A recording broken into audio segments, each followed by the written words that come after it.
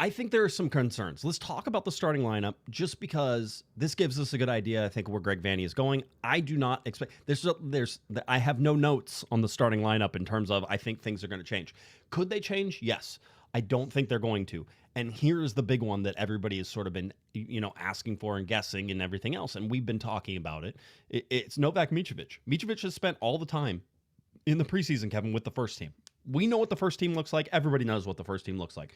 Greg Vanney calls it first team whenever he's talking about it.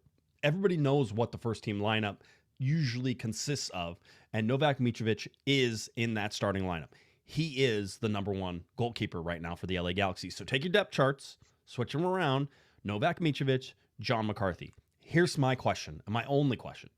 If Micovic struggles for a little bit, if he has some dips, if he has some problems, if the LA Galaxy right now is they're consistent of, I don't know how consistent they're going to be to start the season. So if Novak Micovic hits some rough road, does John McCarthy come in to play savior on this? And is John McCarthy okay playing that? Does John McCarthy stay on this team? Like, all of these things I have questions about now, because really, what did John McCarthy do last year to get himself not included as the number one this year? Just went out and won an MLS Cup, was extremely solid down the line.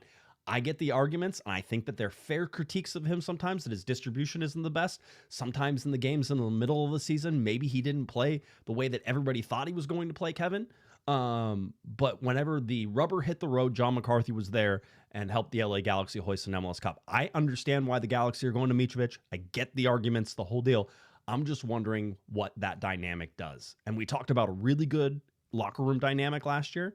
Micovic was upset there during the middle of the season there where he didn't show up for training and then got suspended for a game and all sorts of fun stuff.